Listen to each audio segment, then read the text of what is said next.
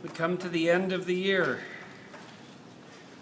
So I'm going to talk to you a little bit about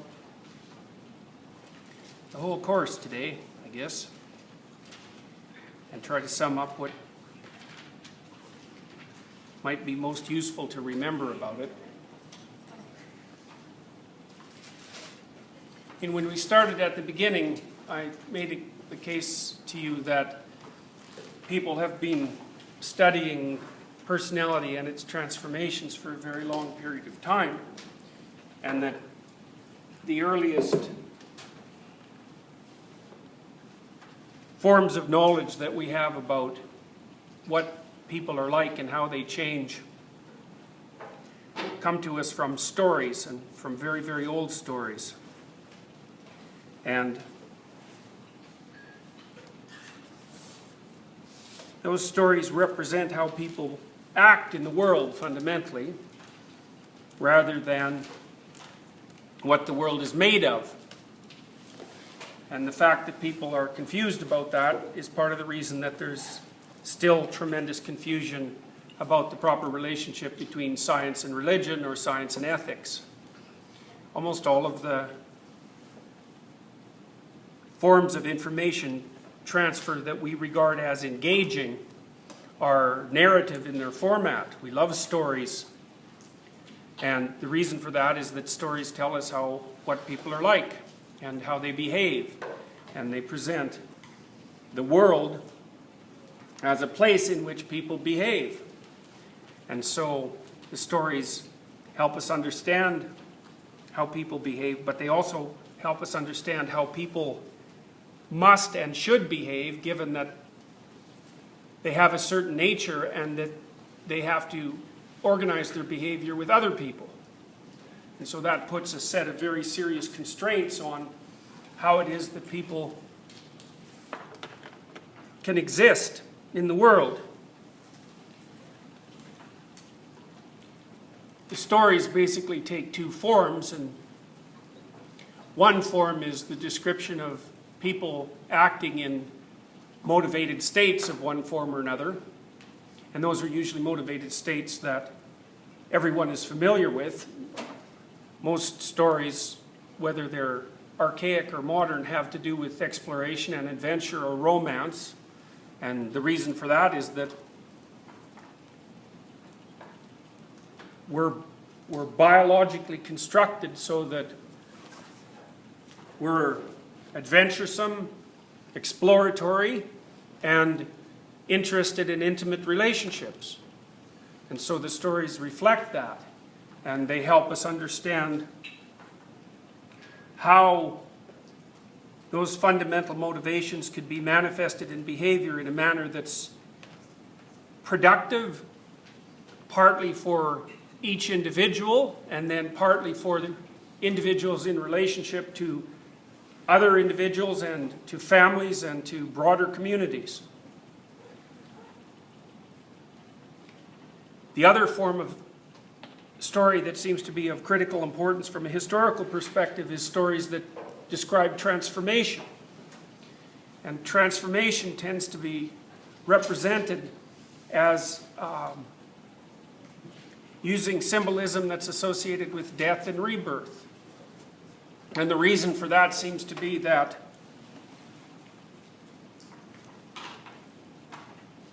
almost inevitably, when you learn something new, you learn it because something that you're doing or something that you're using to structure your perceptions no longer works. And so it produces a result that you don't intend. And because of that, before you can learn to restructure your behavior, you have to allow yourself to let go of the things that you're doing that are in error. And those can be small things in situations where only a small correction is required, but sometimes they can be very large things. And if they're very large things, then it's as if there's a large element of your personality or yourself that has to degenerate and transform itself into chaos and then reemerge, hopefully restructured. And the archaic stories about death and rebirth and the transfiguration of the soul are stories about the necessity of dissolution and disintegration preceding ascent. And it's a very useful thing to know because it means, first of all, that you're going to be resistant to learning things as you progress through life, because every time you learn something, you have to let go of something that you hold dear before you can reconstruct yourself. And so that accounts for people's unwillingness to learn things and unwillingness to face facts that aren't in accordance with their current view of the world. But it also helps you understand that it might be worth letting go of the things that you're doing that aren't productive, because even if it's painful in the short term, the consequence might be the kind of personality transformation that stops you from having to suffer stupidly as you move through life. And one of the reasons that I entitled this course Personality and Its Transformations is because the transformation part of the study of personality is probably more important than the study of personality traits themselves. This is part of the reason why, for example, Piaget thought it was much more important to learn how it was that people learned things than it was to learn what they were learning. So he was more concerned about the process by which people generate information and transform their personalities than he was in determining the nature of whatever theory it was that people happened to be using to interact with the world at a particular historical stage or at a particular developmental stage. And I think one of the things that's most important to learn from archaic stories, which is where we started this, is that it's much more useful to envision yourself as something that can continually transform in response to challenge than it is to view yourself as the static embodiment of any particular strategy of knowledge or perception. And, you know, one of the things that you'll see quite frequently, and you certainly see this in universities now, I think perhaps you see that in universities more than you see it anywhere else, is that people adopt a static ideological stance on the world, and they try to interpret everything that happens in the world through the lens of that static ideology.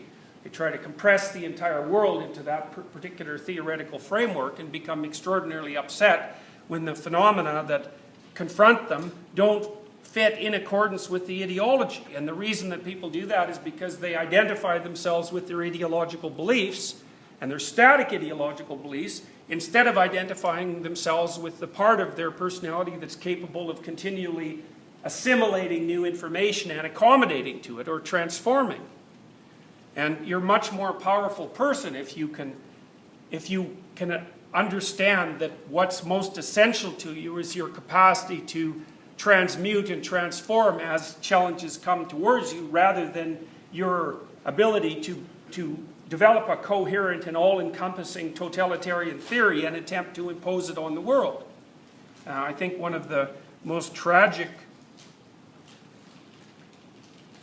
mistakes that modern universities make, especially on the humanities ends of the distribution, is that people come to university looking for orientation in the world, looking for ways of understanding it, and essentially they're taught two things. And one is that there is no fundamental meaning to things, and so that if you're a rational and intelligent being, that your only reasonable outlook is nihilistic. And then what seems to go along with that is some insistence that you adopt a particular ideological stance as some sort of counterposition to that. And to me, that has nothing to do with education at all. That's corruption from both directions, because there's no real utility in nihilism, and there's no reason to assume that it's the appropriate stance on life. And everything we've learned from the 20th century indicates that there's virtually nothing that you can do that's more dangerous personally and socially than to grasp an ideology and to attempt to apply it to everything that comes your way. And so the fact that universities teach people how to do that in some reasonably rigorous way is, I think, nothing short of appalling.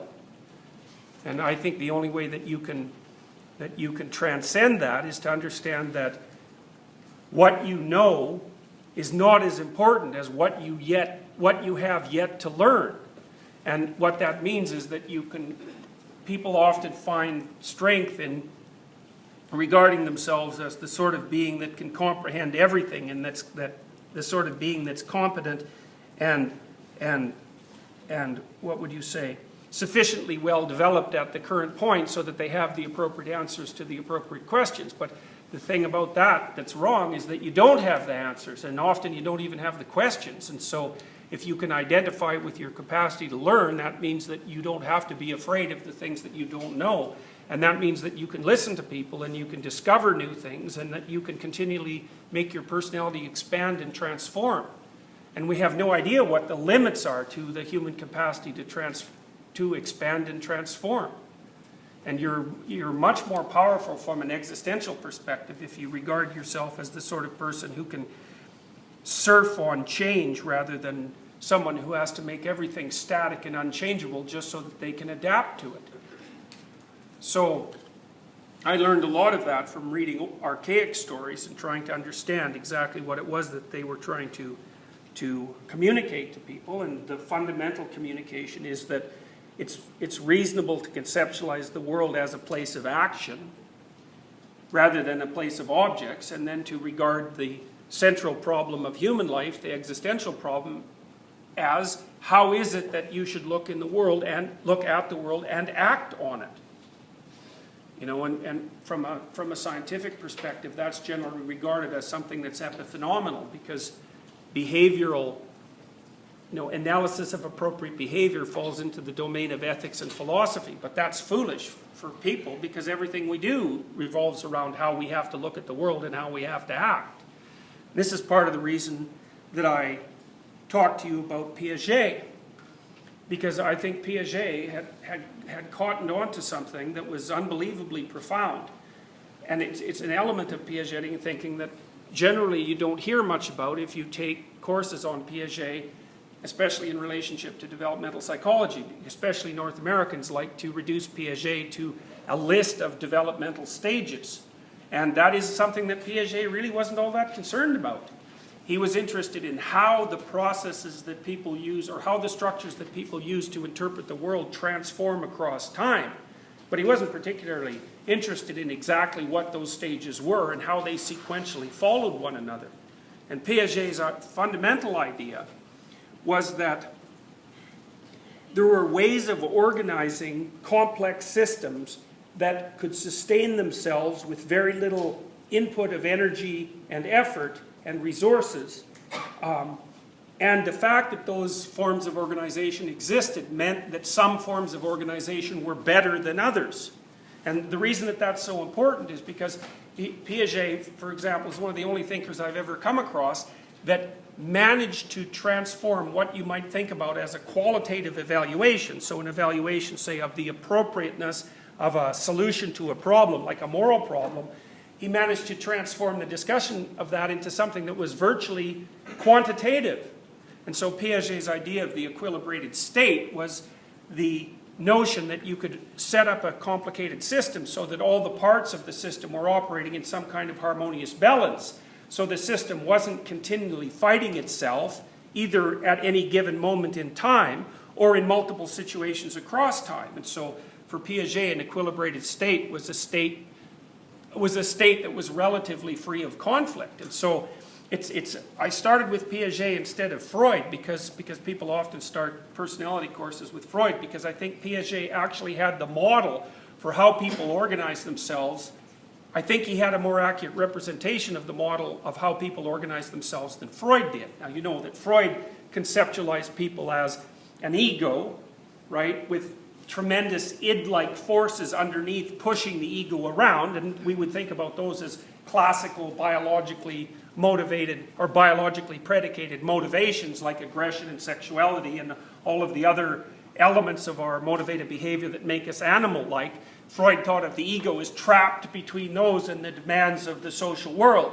And so he thought of that as an intrinsically conflict-laden process where you're trying to manifest all of your animal instincts as an animalistic individual, and society is attempting to hem that in and repress it and inhibit it, because as a pure manifestation of biological animality, you're dangerous and not properly, you can't fit into a social environment without inhibiting that or sublimating it or transforming it in some manner. Whereas the Piagetian perspective is more something that's predicated on the idea of a game. And I think it's a more sophisticated way of looking at it, because when you look at how children organize their personalities, especially between the ages of 2 and 4, it's certainly the case that to some degree they learn to inhibit their impulses as a consequence of social pressure, but it's much more appropriate and accurate to notice that actually what they mostly learn to do between the ages of 2 and 4 is get along with themselves and get along with others.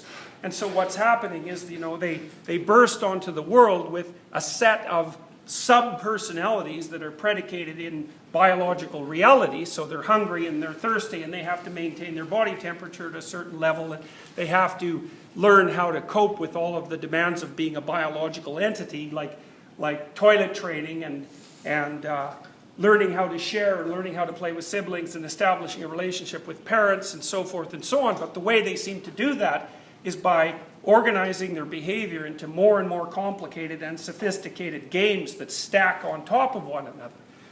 So the child learns how to regulate their biological rhythms and go to sleep at the appropriate time and wake up at the appropriate time. And if the parents scaffold them properly, then they learn to eat at the proper time so that they're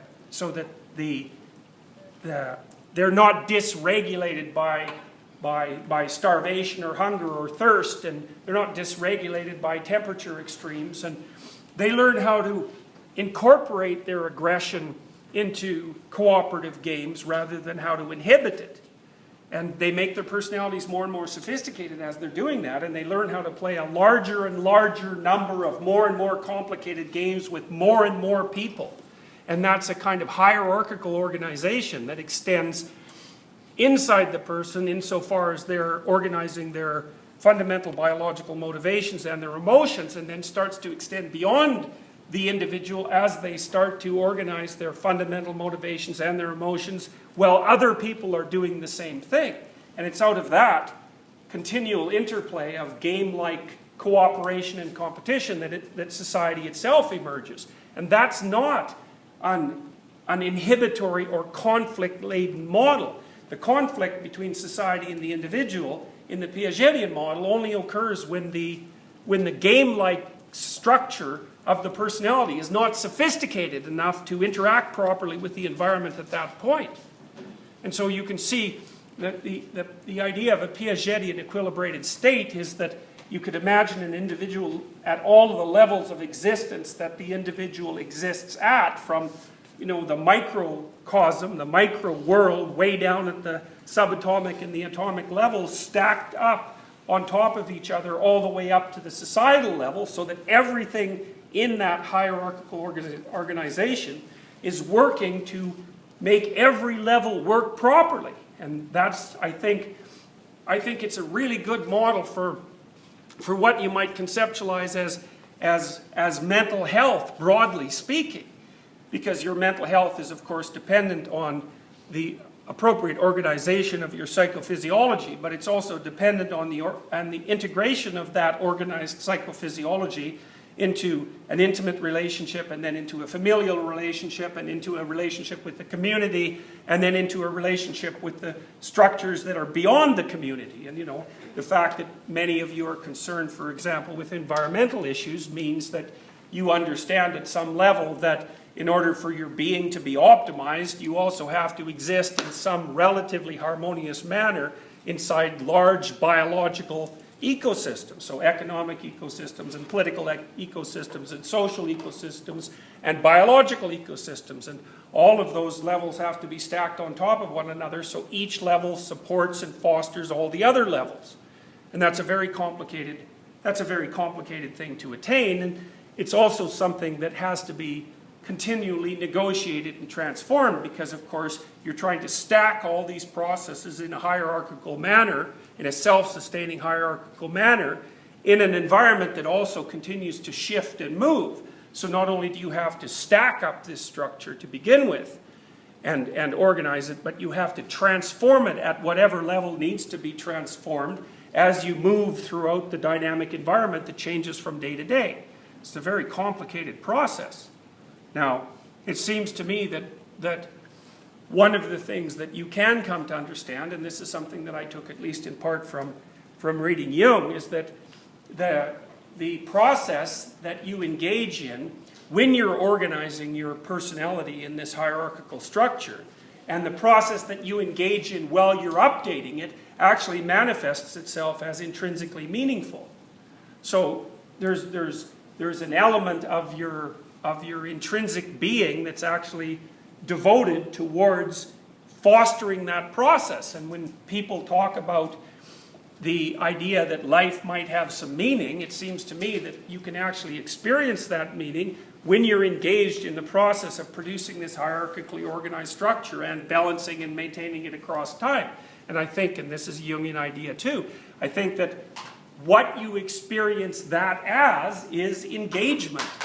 When you're very much interested in something that you're doing and you're sunk right into it so that you're not even self-conscious, and so that time itself isn't ticking away in a painful manner, but something that you're not even really aware of, you're not even aware of time progressing when you're in that sort of state, then that's a signal from your, I wouldn't say from your nervous system, but from being itself, that you're in a position where all the levels of being are properly organized. And I think that people experience that as a deeply meaningful state of being.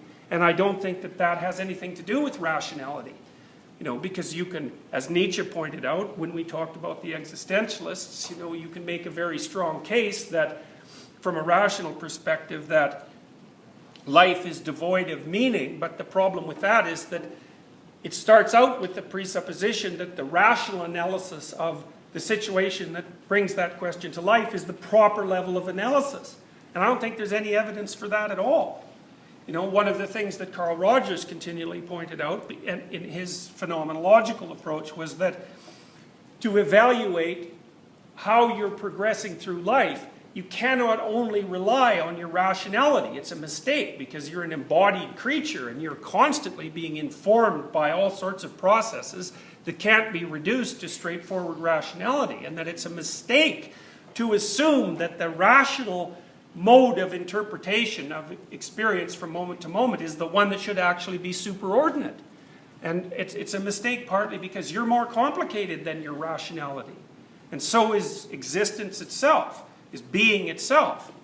You know, and for the existentialists and the phenomenologists, especially following Heidegger, the question was the nature of being. And I think that's the proper question to pose to yourself when you're trying to assess exactly what constitutes the human personality.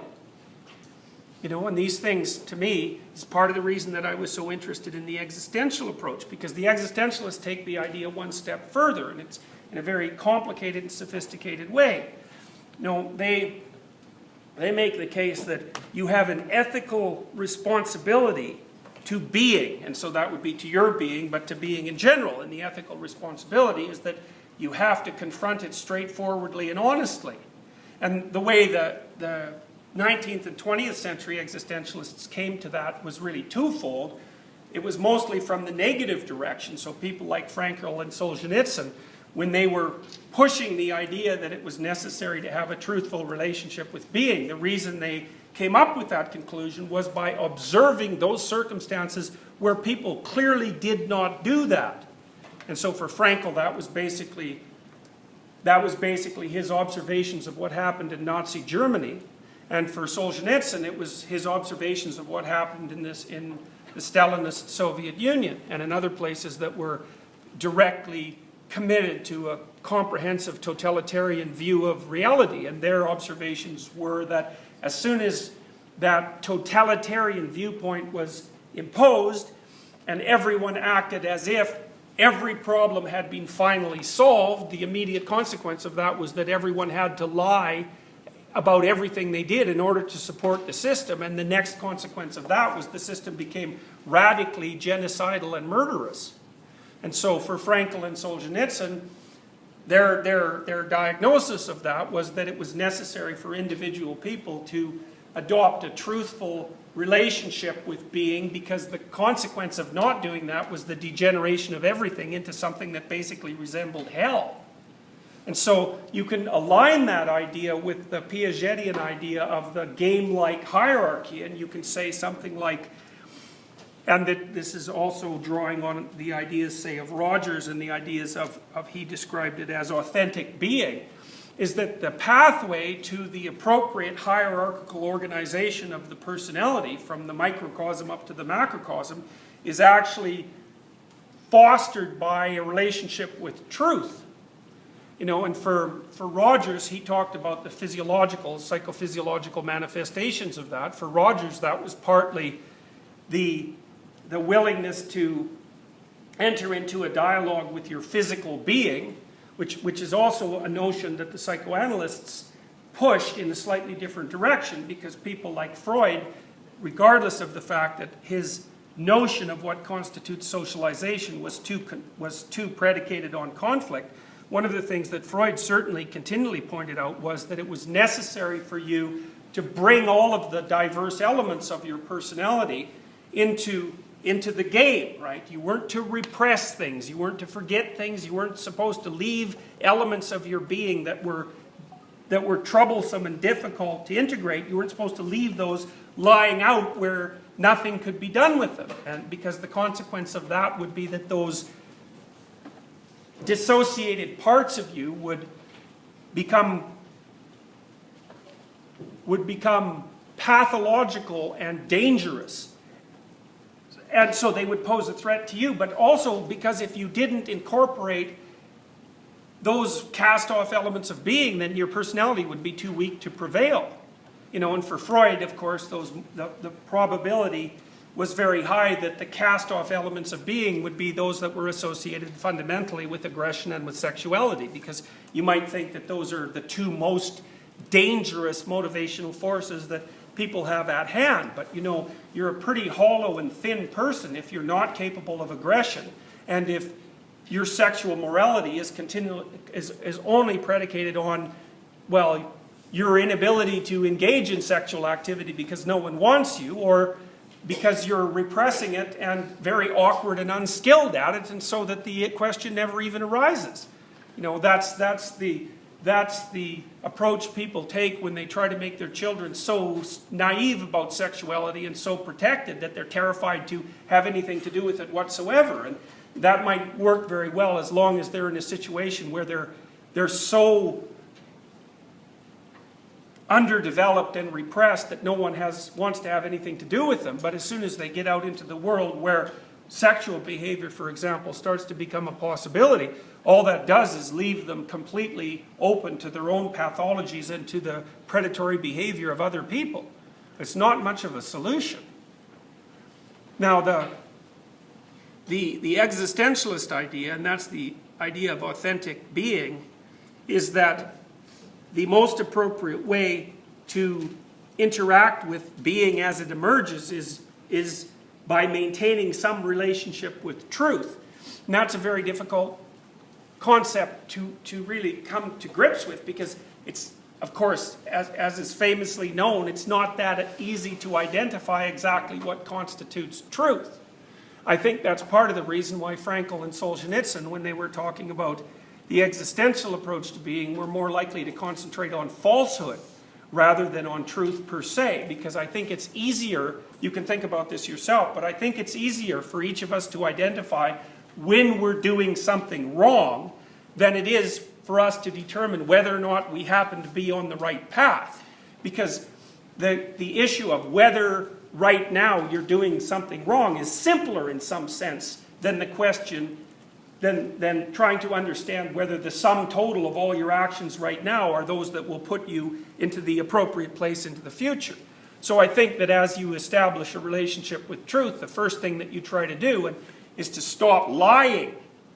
And that's not exactly the same thing as telling the truth, because I would say you can't actually tell the truth because you don't know what it is. But you can certainly strive not to speak or act in ways that you know to be false. And I think that by doing that, that's part of how you integrate your personality and you strengthen your personality across time, and also how you learn to understand larger and larger sections of what might actually be true, rather than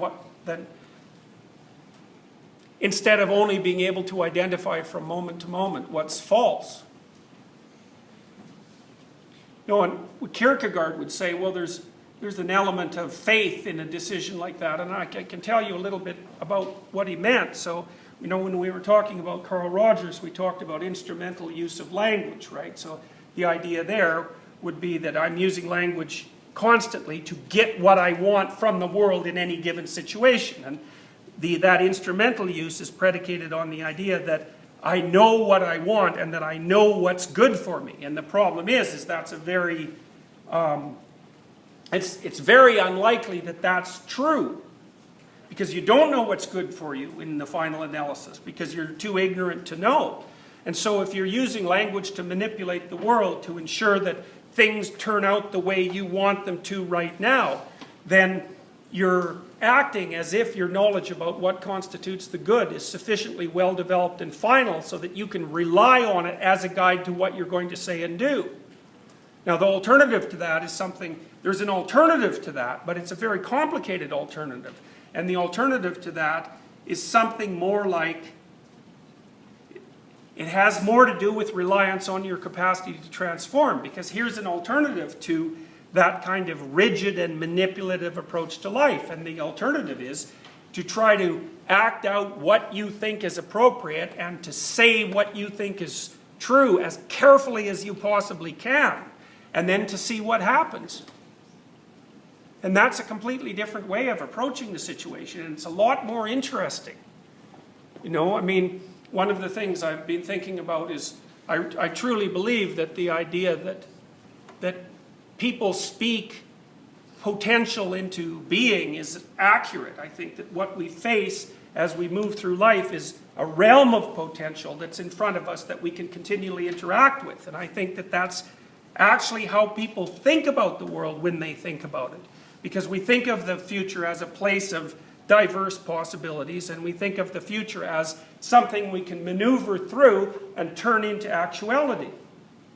You know, that's what we think about when we think about potential and about realizing the potential in things and the potential in ourselves and the potential in other people.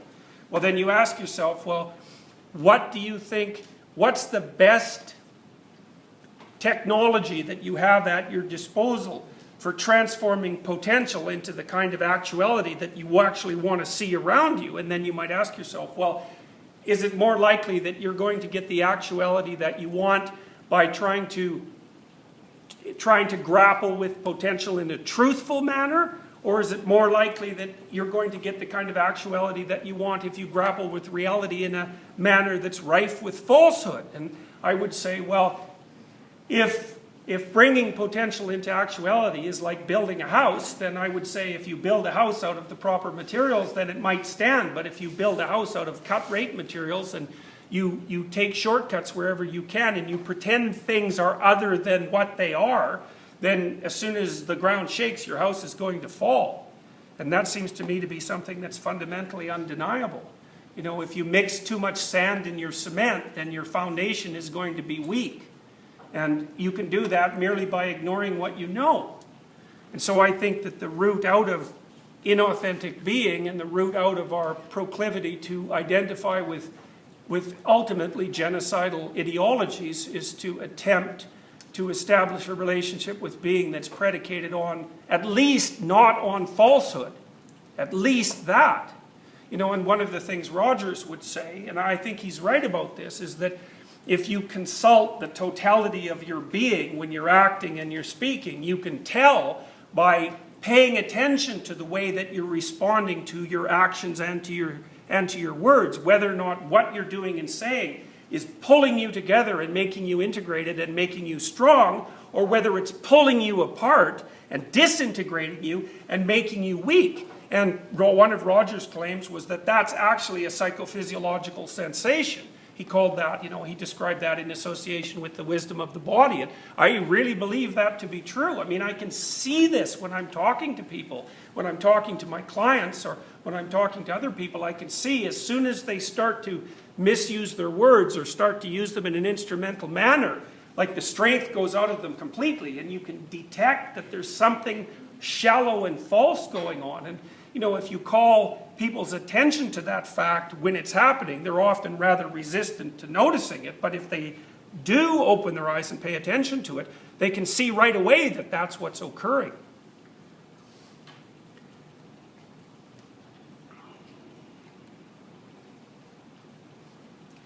Now, when we moved towards Freud and Jung, well, I mean, I was extremely interested in Jung, and I have been extremely interested in Jung because he's one of the few thinkers that I've ever encountered who takes culture seriously, you know, and he believes that it's necessary because we're historical creatures and we're shaped by historical facts, that it's necessary for us to understand our culture and our past because we're embodying it. Because we're historically constructed creatures, and so the reason to study history is because history is you. And if you don't understand history, then history is going to have you in its clutches, and it's going to be moving you from place to place, you know, because it was Jung who formulated the idea, for example, that people don't have ideas, that ideas have people. And I think that if you take that notion seriously, it's one of the most frightening things you can ever realize because, of course, everyone thinks that they have ideas. But if you look at people, for example, who are possessed by an ideology, obviously the idea has them because you can predict exactly what they're going to say and do in every situation. You can predict exactly what solution they're going to bring to the table whenever you discuss any problem.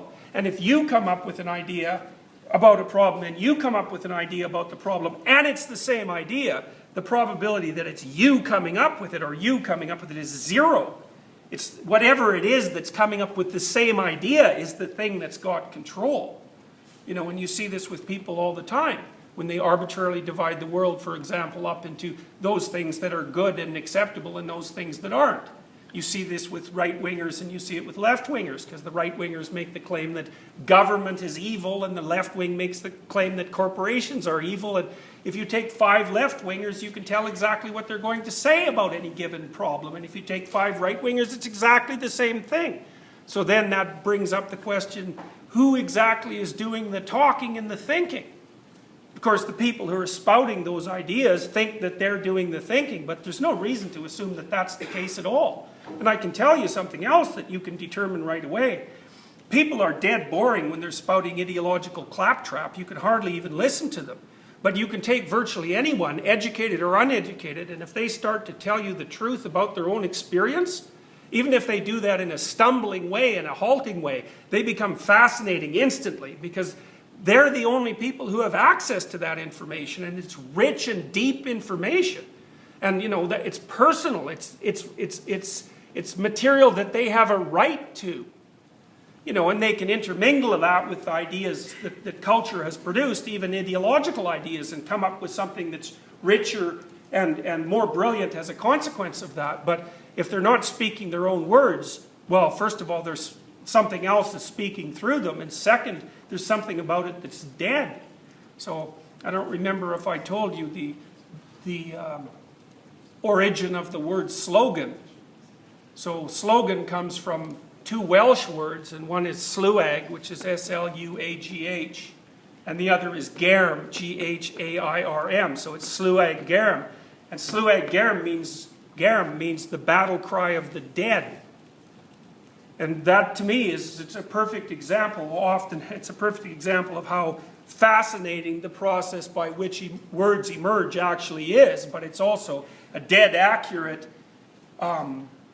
description of what's speaking through a person when their language has been reduced to slogan and they're not paying any attention to their own individualized being. And so what it is that it's the army of the dead, in some sense, speaking through them. There's no spirit there. There's nothing that's alive. And I don't think that being possessed by the army of the dead is a very good idea. I mean, that's all wisdom that was useful for the past and that's lost its ability to be applicable to the present. One of the other things that seems to me to happen to people in university is they don't really get educated about how important what they do actually is. You know, and I think that goes along with the nihilistic cast of modern people. You know, it's easy to view yourself as one little dust mote floating around in in a stadium full of dust, motes, and air. So you're all disconnected with each other and none of you have any causal impact on anyone else or on the whole. But I don't think there's any reason to conceptualize yourself using that model at all, because the first thing that is very easy to notice is that you're very much networked. And so over the course of your life, you're going to have direct and relatively profound influence on several thousand people. And some of you maybe more, and some of you less, but we could certainly say 1,000 people, and each of those 1,000 people will know 1,000 people, and that's 1,000,000, and one step past that is 1,000,000,000. And so you basically sit in the center of a network that with very limited extension covers virtually everyone on the planet. And that's becoming more and more true rather than less and less true as everyone becomes increasingly networked and connected. And so what that implies is that the things that you do, that you choose to do, or the things that you choose not to do, are going to have effects that ripple far beyond your particular individual existence.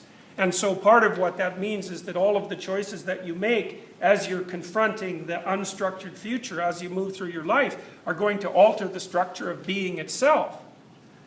And one of the things that, I've showed you guys repeatedly that hierarchy of action, right? With the highest resolution level being the things that you actually do with your body, the muscle movements that you manifest in the world, and showed you how those are hierarchically organized into higher and higher systems of value, And when I showed you that hierarchy, the thing I put at the top was be a good person. Well, I think that can be elaborated out in a reasonable manner so that it's possible to understand more and more what being a good person is about. Part of it is that you have to have organized yourself into something that's well structured and useful, and I think you do that by disciplining yourself and by adopting some role in the world that's meaningful and profound, so that you have to, so that the stress and demands of that organize you into something that's strong and flexible and productive. And so that's one element of it. I think of that as a kind of apprenticeship element. And I think I learned that mostly from Nietzsche, because one of Nietzsche's claims was that in order to become properly developed as a human being, you had to undergo a process of voluntary slavery in some sense. You had to give yourself over to some sort of role. Perhaps it doesn't even matter what role, so that you became an expert at that. And that was going to cost you in that you're going to be bent and twisted into that role, but it's also going to discipline and organize you. And the alternative is to become nothing. And that's not a useful alternative. So you want to become something, and then once you become something, well then you want to be able to transform that something into whatever's necessary at that particular point. And I think that that's where the ideas that are associated with hero mythology start to become particularly relevant to considerations of higher order ethics, because the hero in mythology is the representation of the human being insofar as mankind understands what it is to be human. And what the hero does is confront the things that he or she does not understand and take what's valuable from that confrontation and then reintegrate it into the personality and the society. That's why the hero goes out to where the dragon is and takes the gold and then brings the gold back to the community and distributes it. And so I would say, well, part of being a good person is being good for something. And then another part of being a good person is being better than being good for something, because you want to be not only good for something, but you want to be able to be good for something in a way that keeps making you better and better at being good for something. And that means you can't just be something, it means that you have to become something constantly. And I think that a tremendous amount of what constitutes the intrinsic meaning of life can be found in that attempt to continually expand and reorganize as you're expanding. Because this is a Jungian idea. I mean, human beings are cognitively dynamic creatures, and we find intrinsic worth in participating in that cognitively dynamic process. So, and then I think outside of that, there's another question, which is, well, what is it exactly that you're aiming at? And my experience has taught me, and this is partly a consequence of studying archetypes for a very long period of time, I think the fundamental question that's on the very outer reaches of the hierarchy that's associated with ethics and morality is, are you trying to make the world a better place or a worse place? And I believe that every time you make a decision, when you could go one way or you could go another, that in some sense you're acting out your conviction in relationship to that highest order question. You know, and you say, well, would people really work to make the world a worse place? And the answer to that is, well, if you have to ask that question, then you should open your eyes, because we know the answer to that. And the whole 20th century was full of decades and decades. In fact, the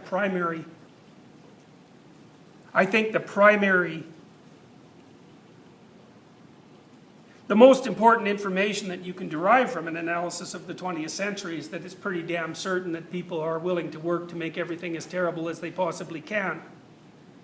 And that's definitely worth considering, because if people are willing to do that and motivated to do that, that probably means that you're willing to do that and motivated to do it too.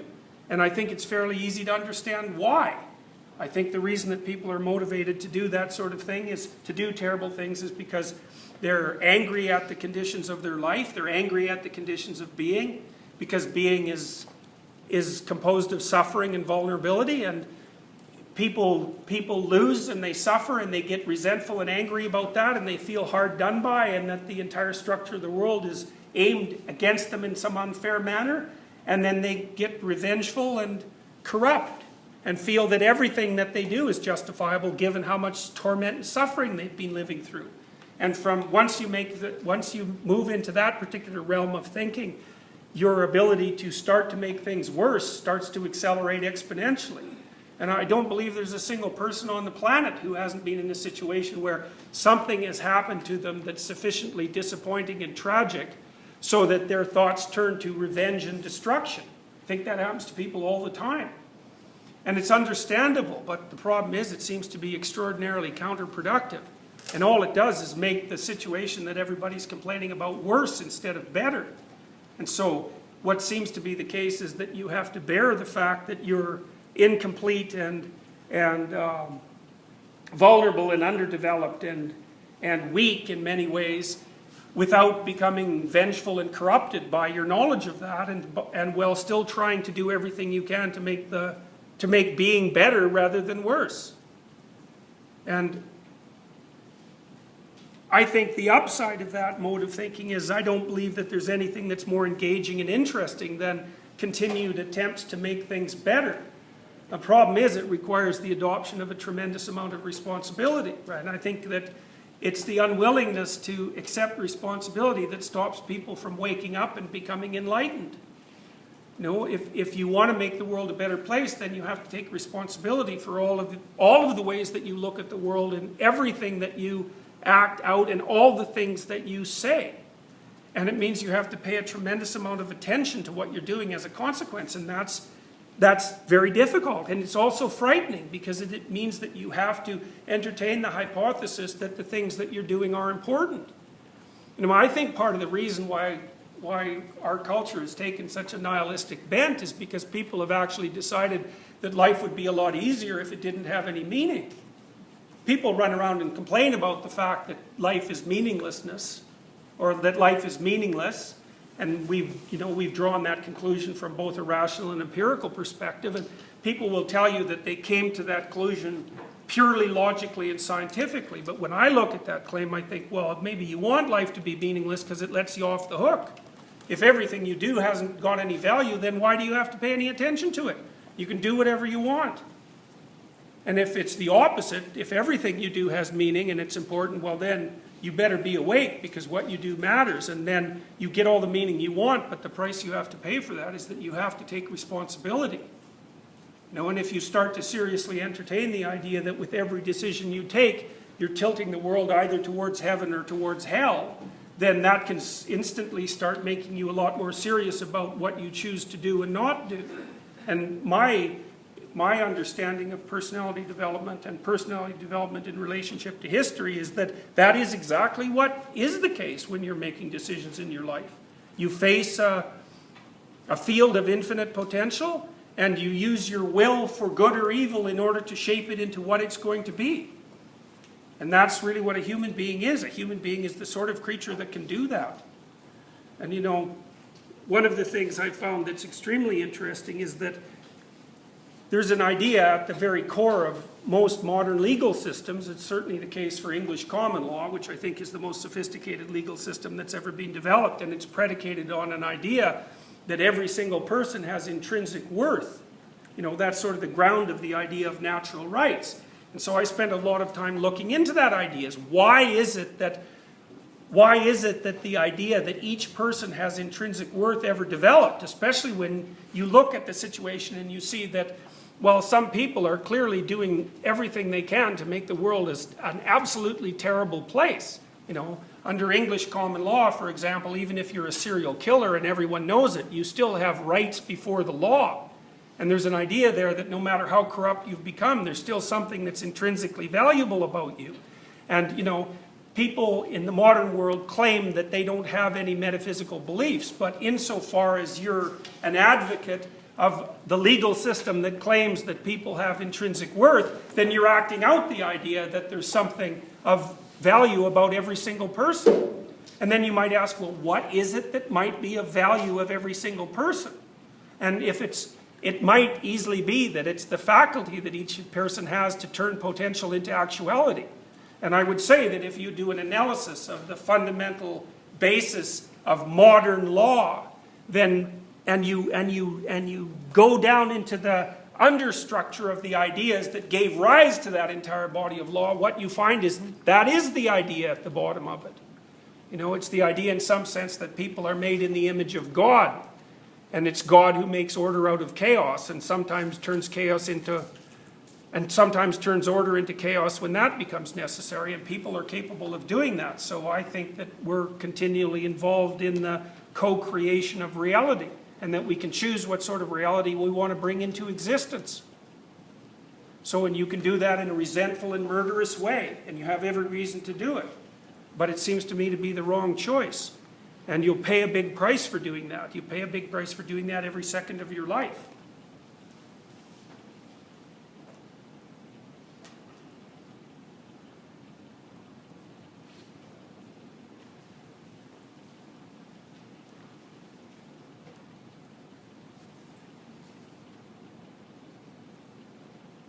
The things that I've been talking to you about for the entire course, you know, they're things that I've tried to put into practice in one way or another.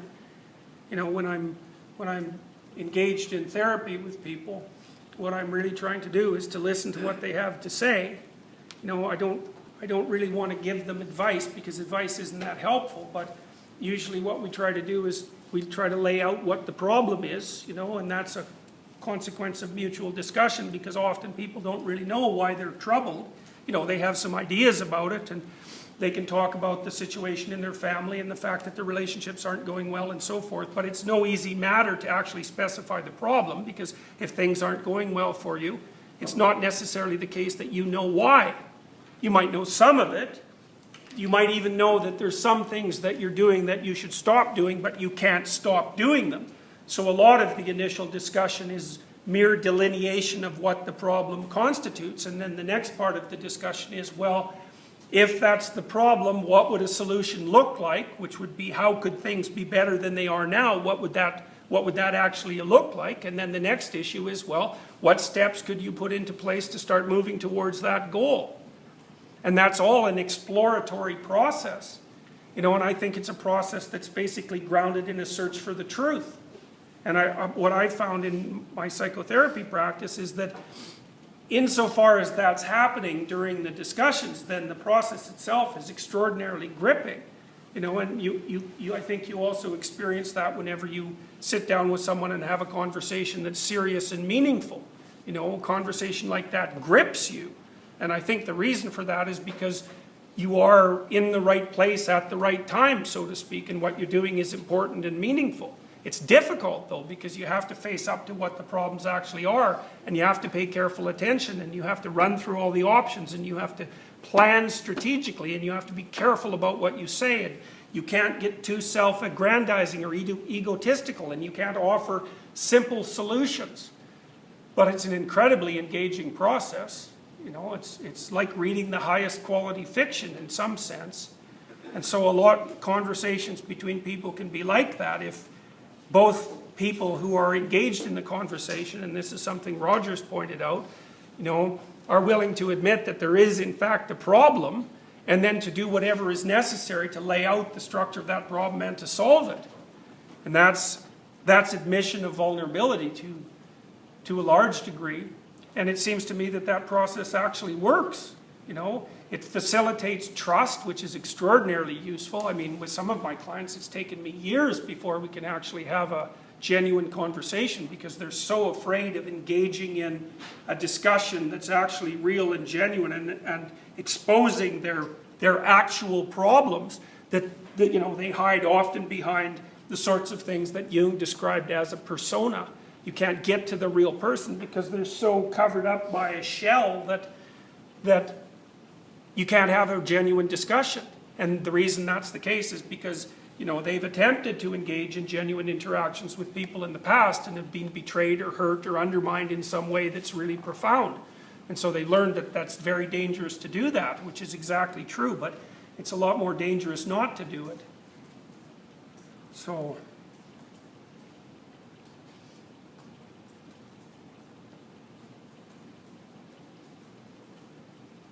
one of the things that I hope for when I teach this class, and the other classes that I teach too, is that people can come out of the classes with a different conceptualization of what they might actually be like. You know, and I really do believe that people are remarkable creatures. You know, the extent of our capacity is by no means known, and there's so much about what we're like that we don't understand. We have no idea what it means that each of us is a locus of consciousness. You know, and obviously, you know, I don't know if you know this, but the word genie is the root word of genius. And the idea of the genie is a very interesting idea, right? Because with a genie you have this incredible capacity for magical power in some sense, all collapsed into this incredibly tiny container.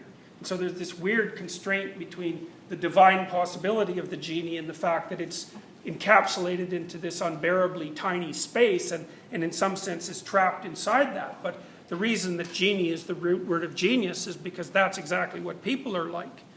And we have this incredible capacity for imagination and for speaking things into being and for acting things into being, but at the same time we're limited by our frame in time and space. It limits us, but it also allows us potential. It's a very strange set of limitations.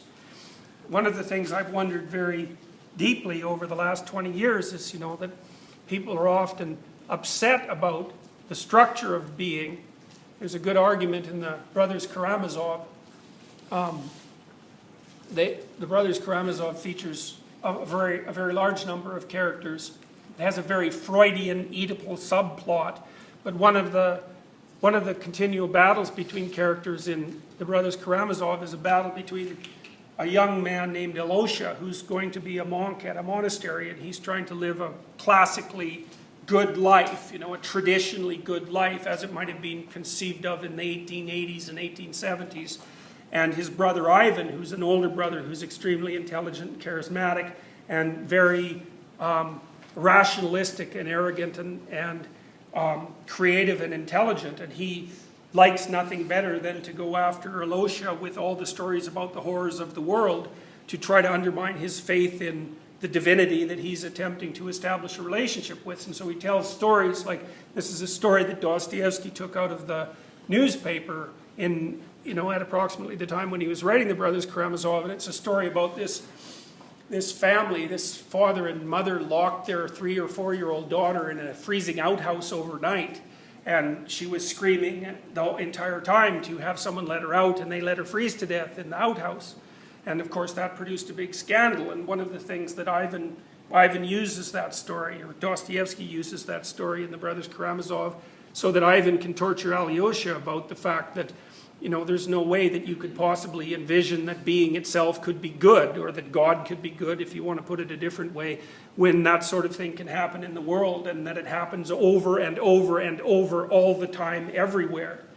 You know, and And Dostoevsky, because he's no piker, when he sets up an argument between two positions, he sets up the argument as powerfully as he possibly can. And so he has Ivan tell Aloysia endless stories like that and make the claim that, as far as Ivan is concerned, that the mere fact that any of those things could ever happen even once is sufficient reason to never allow yourself to conceptualize the idea that being itself might be good. In fact, Ivan's presupposition is that it's evil enough so that it should be eradicated. You know, any game that has that element of play in it is a game that should never be played. That's basically Ivan's stance, and that's a very archetypal stance, by the way. It's the same stance that Mephistopheles adopts in Goethe's Faust, and it's the same stance that Lucifer adopts in Paradise Lost. It's the rational opposition to being, and it's a very powerful idea, but there's something wrong about it, because if you pursue that and you act it out rigorously and consistently, then all that happens is you turn into someone who adds to the misery rather than putting an end to it. And one of the things I've wondered is, and this is something that's worth thinking about, if everybody abandoned their pathological nihilism and despair and did what they could to make things better wherever they could, then maybe we could turn the world into a place where that sort of thing didn't happen. And then what would that be like? You know, because you ask yourself, well, have you done everything you possibly can to put your life in order? And if the answer to that is no, then what makes you think you have any right to complain about the conditions of your existence? There's a story in T.S. Eliot's play, The Cocktail Hour, and the story involves a woman who's thinking about seeking psychiatric treatment, and she approaches a psychiatrist and she basically says, I really hope there's something wrong with me. And the psychiatrist says, well, why do you hope that there's something wrong with you? And she says, well, I'm having a really miserable time of it. And as far as I can tell, that means that there's only two options. Either I'm doing something wrong and there's something wrong with me, and that's the reason that all this pointless suffering seems to be occurring, or there's something wrong with the structure of being per se that makes all of this inevitable. You know, and that's a perfectly reasonable laying out of two options. And so she says, well, I hope that we can start to discover what it is that I'm doing wrong, because it would be a lot better if the reason things weren't so good was because I was doing something wrong than it would be if the reason that things are wrong is because they're just wrong and there's nothing you can do about it. Well, it's an easy question to answer, because that's an existential question. You know, it's the sort of thing that you can only answer over the course of your entire life. And it's the sort of question that no one else can answer for you. But one thing you can find out is just exactly what your life would be like if you stopped making it unnecessarily miserable. You know, and to do that, you have to abandon your dissatisfaction, your vengefulness, and your resentment, and your arrogance, and your willful blindness, and all those things that stop you from seeing what's right in front of your face, and try to make things as straight as you possibly can in those places that you can make them. And as far as I can tell, if you do that, I think it's what I teach my clients to do in psychotherapy, if they do that, their lives get a lot better. And I don't know exactly how good your life could get, but I don't think that there's any necessary upper limit. So people can figure out how to set things right. And the more you practice that, in the places you can actually practice it, the better and better you get at that, and the more things that you can set right. You know, and then you're also not setting other people right, which I also think is something extremely useful, because my suspicions are that you have enough to do just setting yourself right without having to worry about all the other people who are running around mucking up the planet, and you don't know what to do with them anyways, or what they should be doing, so it's just as well to start with yourself. It's an extremely useful adventure, and it's something that will never allow you to become bored even for a moment.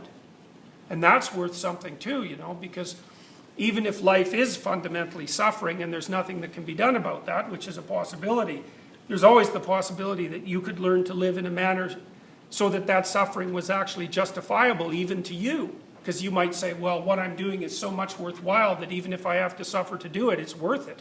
And I would say that's actually the ethical imperative for your life, is that you're obliged to find something to do and some way of doing it that's so deeply meaningful that the fact that you have to carry around your mortal vulnerability is something that you can accept and even be happy about.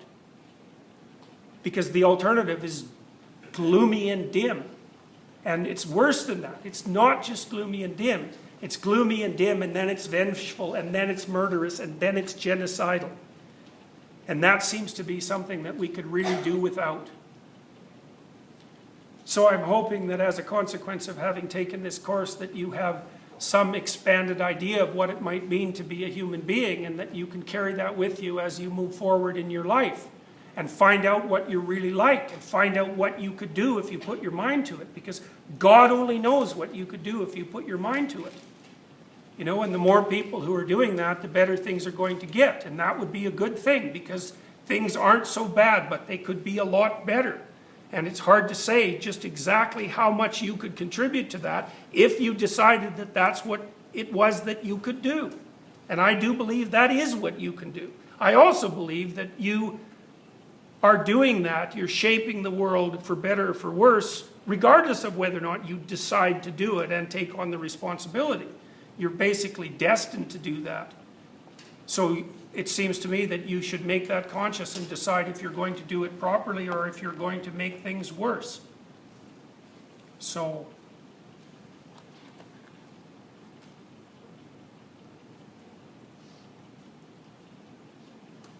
well, I guess the other thing I have to say is that I wish you luck as you proceed through your university career. I mean, this is an awkward institution in many ways. And you're faceless and numbered while you're here. But it's also a place where it's the fact that you're engaged in this university means that the social community has given you an identity that's acceptable. You're a student. And that's an honorable thing to be. And that means that you can spend a few years trying to learn the most important things that you have to learn. And that you're granted a role that makes that acceptable and justifiable. And I would say, well, you've got a couple of years here, you know, and the wisdom of the world is collected at the University of Toronto, and it's going to be discussed and displayed awkwardly by your professors because they're incomplete incarnations of historical wisdom. But you should forgive them for that and try to do everything you possibly can to extract everything you possibly can out of this place while you're here, because if you do it properly, then it's going to make your life a lot richer and more productive than it could otherwise be. And you might say, well, what about getting a job? And I would say, well, if you learn to think and you learn to speak and you learn to act properly and you learn how to be articulate and you conduct yourself with a certain amount of wisdom and grace, you'll never have to worry for 1 minute in your life about what you're going to do that will sustain you and be productive, because people like that are in unbelievably short supply. And all the people out there in the world who have some sense, and there's quite a few people like that, are desperately looking for people like that. And if you happen to be one of them, you will have more opportunities in your life than you possibly know what to do with. So I don't think you have to worry too much about exactly what you're going to be or what role you're going to play when you come out, if you prepare yourself and you turn yourself into an articulate and honest and educated person. People like that are incredibly valuable. And as I said already, if you transform yourself into someone who's like that, the world will open doors for you in ways you can't possibly imagine. It will happen in ways you don't even understand. I mean, I see this with students who do the opposite. You know, so with my graduate students and sometimes with undergraduates as well, I'll give one of them a job to do, you know, and they'll either do it and do it well, or they'll come back and tell me why it was impossible for them to do it and how many things got in the way. And the consequence of that is that for the person who comes and tells me that, they don't get another opportunity. And for the person who comes and does and has done what I asked them to do, or maybe gone over and above the, you know, the call of duty, then I have 6 more opportunities for them, or maybe 20 more opportunities for them, or maybe 50 more opportunities for them, because I have more opportunities than I know what to do with. And so it turns out that if you're the sort of person who's useful and direct and honest, then invisible doors will open for you everywhere. And if you're not, then invisible doors will shut until no doors are open. And you'll curse fate for that and complain about the structure of being. But the reason it's like that is because you didn't take the opportunities when they were offered to you, and you didn't do things properly. So you can learn how to do things properly at university, and you can turn yourself into someone who's a lot wiser than you were when you first came here. And there isn't anything that's more valuable than wisdom and truth. And so I would say you take the next couple of years while you're here, see if you can turn yourself into something that's useful and honest, and you'll be so prepared for life you won't be able to believe it. And there's absolutely no reason to be cynical about that, because I've seen how the world works, and that is how it works. So I wish you well while you attempt to do that, and I hope that you've learned something in this course that enables you to do that in a manner that's more powerful and richer and more worthwhile and less nihilistic and less cynical and more meaningful, because that would be a good thing if it happened. And so it was a pleasure to teach you this year, and I wish you the best of luck as you proceed through your education.